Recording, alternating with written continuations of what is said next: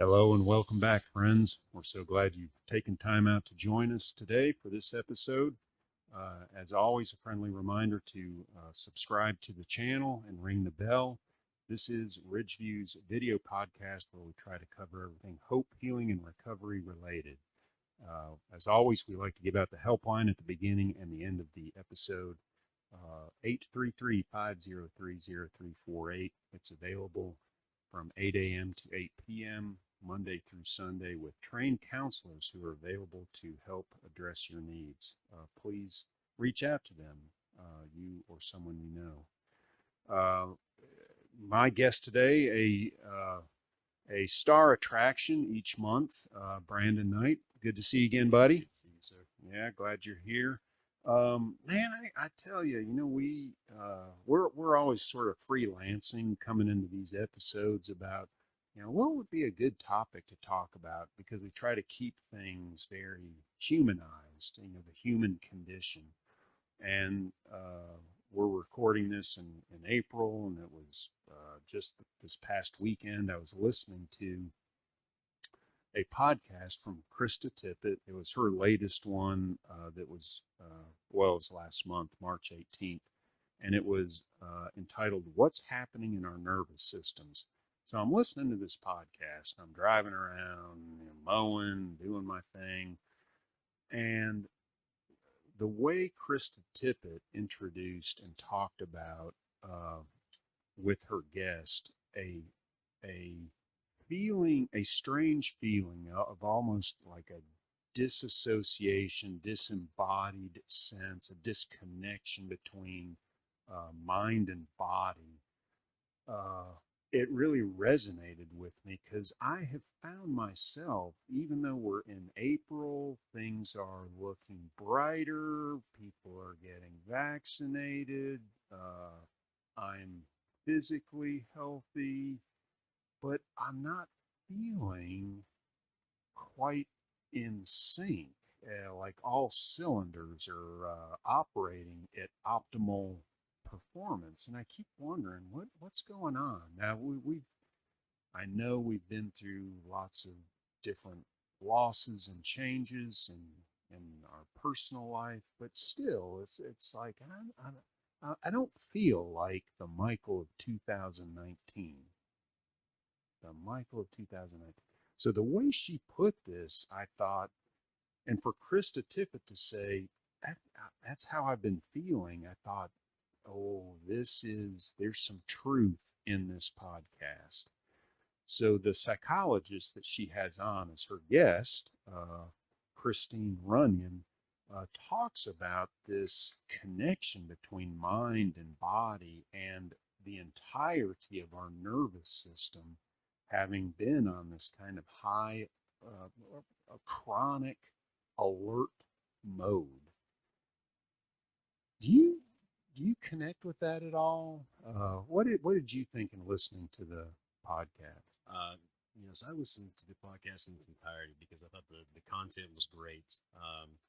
And just a little caveat, sometimes as clinicians or individuals working in healthcare, we provide education or services that are not necessarily relatable, right, to us in that moment. But Krista Tippett uses a term in the podcast, species level trauma. And that really resonated with me to think this is not something that I'm going through or you're going through. And we're experiencing it in different ways, right? Our lenses change that for us, but we're all going through it in some way. And this chronic fatigue, this feeling of unnervedness.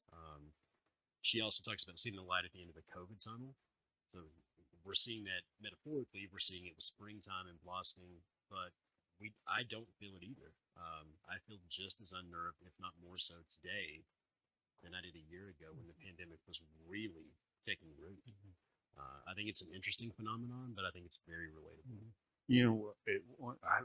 I'm so glad you highlight that phrase, trauma, species trauma, species level trauma. Species. Okay, so I had forgotten about that, but I'm glad you teased that out because I think trauma, as we've talked about on previous episodes with the work of Bessel van der Kolk, we know that trauma experiences can be stored and housed in the body, and I think we underappreciate that. But one of the things that Christine Runyon said when Krista said, "Well, what do we do? What do we do?" And as I recall, one of her suggestions was you begin by naming it. You give it a name, and I thought that's it. So yeah, species level trauma, and we've all been impacted by it. We're all experiencing it, and I think it is important to get it out there and call it what it is, rather than just, hey, it's a new year, it's a new spring. I'm rocking and rolling, and I'm back to not only where I was before, but I'm ahead in this new year. It's not the case. It doesn't feel that way. And I can't pretend to feel that way. Well, she talks about, Christine Runyon talks about on the physiological level, and you're right, stress, depression, anxiety, we do manifest those in a biological, physiological way. And so she talks about autonomic nervous system, right, and the parasympathetic, Yep, it's a we're all mouthful. parasympathetic nervous system. I am certainly not a biologist. I'm not going to sit and talk about physiology or nervous systems or any of that stuff, but essentially what she's talking about is automatic responses that we're not consciously aware of, right? Stressful events, those systems kick in and they help us navigate how we need to navigate. The problem with the COVID-19 pandemic is the stressful events never dissipated.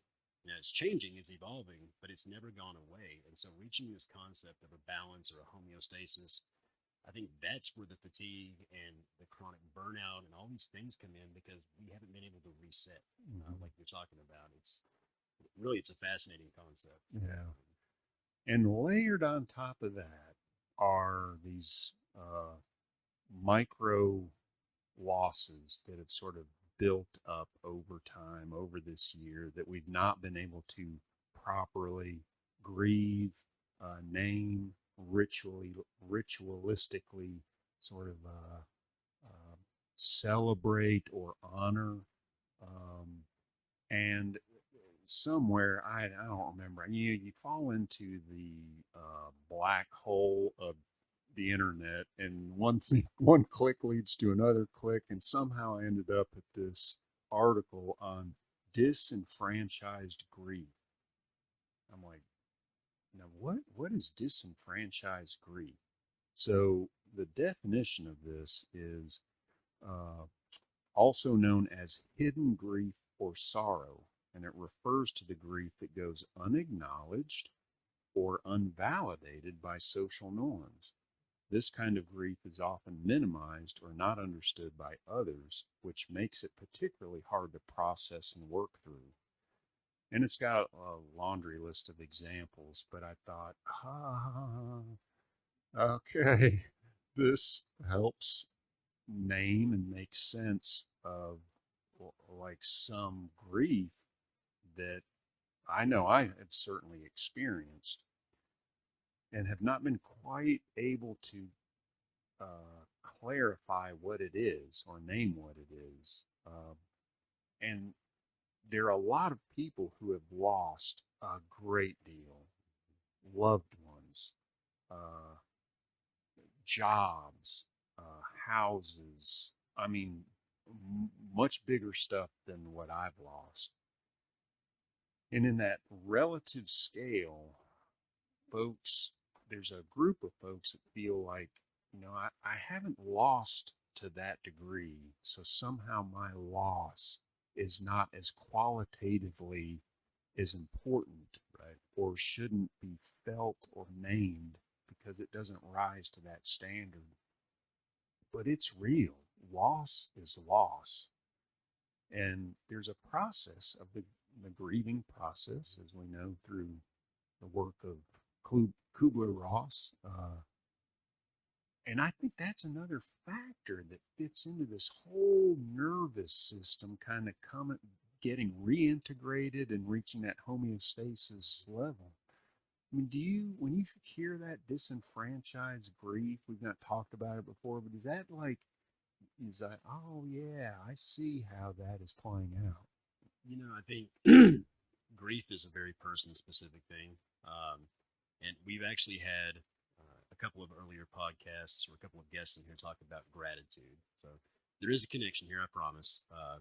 I'm grateful every day that I have my family and my support system. I am grateful that I have this career, and am able to help others. But in that, there are little, I use the term micro losses. So I would consider that, most of my familial interaction over the last year has been on a screen of some sort. There's a loss of real connectedness there, or at least the same level as before. My employment has been stable, but under the circumstances, at times has also been more stressful than in the past. So there's been that loss of some normalcy in your day-to-day routine at work. I think those griefs are very real. I think not recognizing them as they're happening is very real, and it's something that we really need to be as attentive to it as possible. Yeah, uh, yeah. We'll get back to gratitude, and it is a great counterbalance. But when I just I'm going to tick off a couple of bullets here about losses that are considered quote unquote less significant, and just think of last year and where we are this year, and if any of these resonate with you or to our listener. And these are non-deaths types of loss.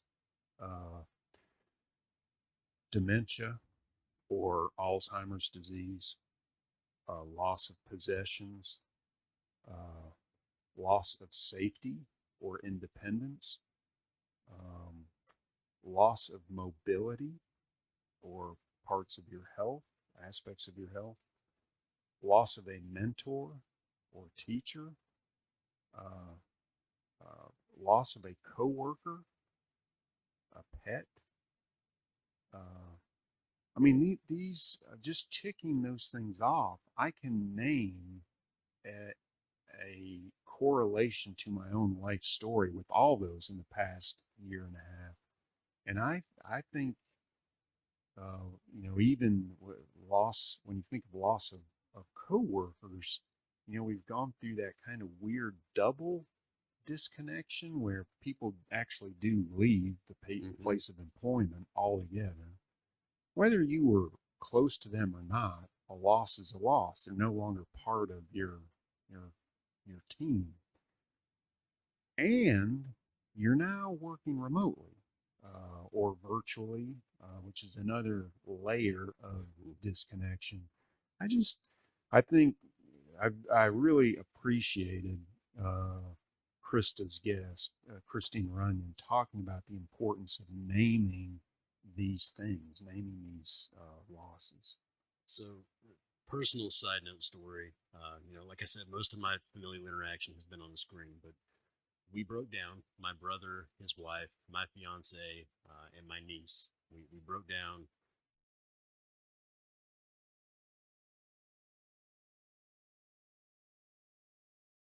socially distanced from people fairly easily. So we got there, and quite honestly, I realized fairly quickly that my anxiety was becoming elevated from the amount of people that were there.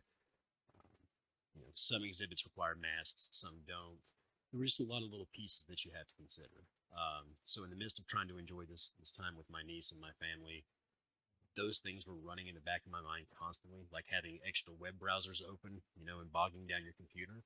And actually, having previously listened to this podcast helped me because I was able to name, this is my anxiety. This is why I'm having this anxiety. These thoughts are rational. These maybe are not rational. Now, here's how I'm going to navigate that so I can enjoy this time with my family and this trip. So I really appreciated the content of the podcast. It was helpful. And in that naming, I think she references it sort of brings that executive component back online, where it can the house of insight and judgment can help help you better master that self-regulation process. And well, I mean, it's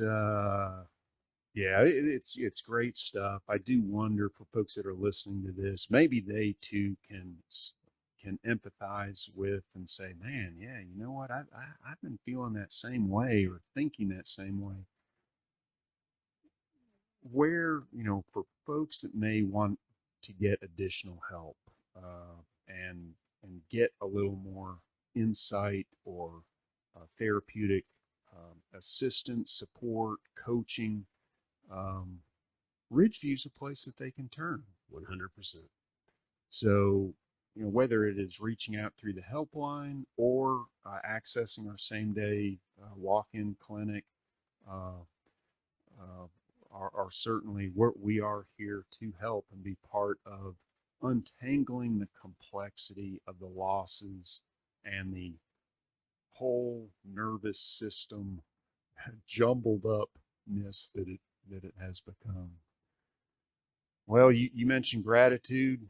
It's probably a good place to end. I'm grateful for you continuing to commit to this process. Thank you, sir. I always feel better kind of walking through and thinking about these things together with other people. So we hope you found it helpful as well, friends. We hope you continue to tune in. If there are topics you'd be interested in hearing more about, please let us know in the comments section below. Always know that the helpline is available, 833-503-0348. Trained counselors are available with a listening ear. Thanks for tuning in. Take good care, and we'll see you next week.